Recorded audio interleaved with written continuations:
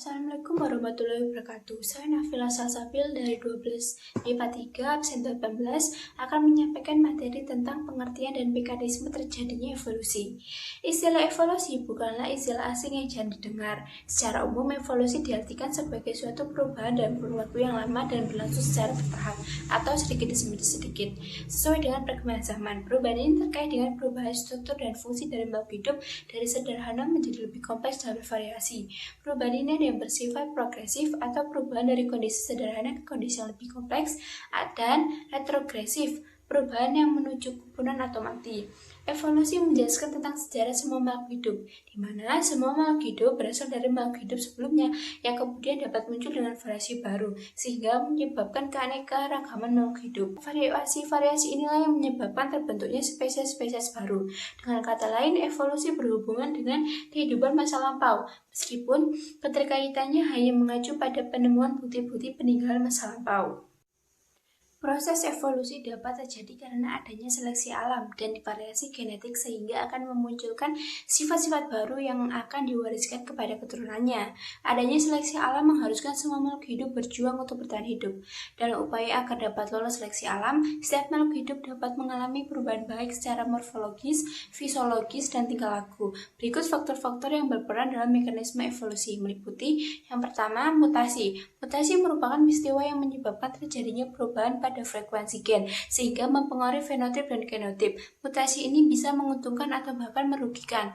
Menguntungkan apabila berpotensi menghasilkan sifat baru yang lebih menguntungkan, menghasilkan spesies yang dapat beradaptasi, memiliki kemampuan bereproduksi dengan bibit unggul. Jika sifat yang dihasilkan berkelainan atau berkebalikan dengan sifat seperti tersebut, maka mutasi yang terjadi akan merugikan. Kedua, genetic drift. Genetic drift merupakan perubahan acak pada frekuensi gen pada populasi gen yang disebabkan oleh kematian, migrasi, ataupun isolasi. Genetic drift dapat disebabkan oleh dua kondisi, di mana the bottle effect merupakan bencana alam seperti kebakaran, gempa bumi, sehingga populasi yang tinggal sangat sedikit.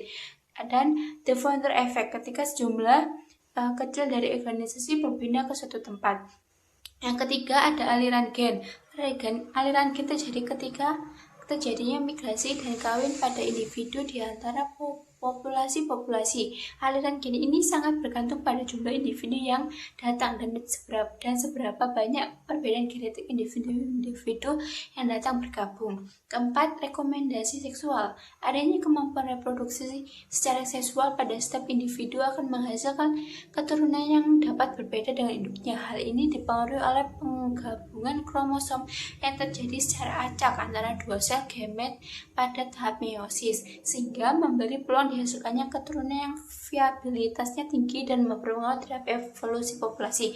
Perkawinan yang tidak acak akan mengakibatkan terbentuknya gen resesif pada keturunan karena alel yang cenderung disukai akan mendominasi dalam populasi. Kelima, seleksi alam dan adaptasi. Suatu adaptasi pada individu akan selalu diikuti oleh proses seleksi alam. Individu yang adaptatif cenderung dapat lolos dari seleksi alam dengan perubahan sifat tertentu sehingga dapat bertahan hidup dan mewariskan sifat tersebut pada keturunannya.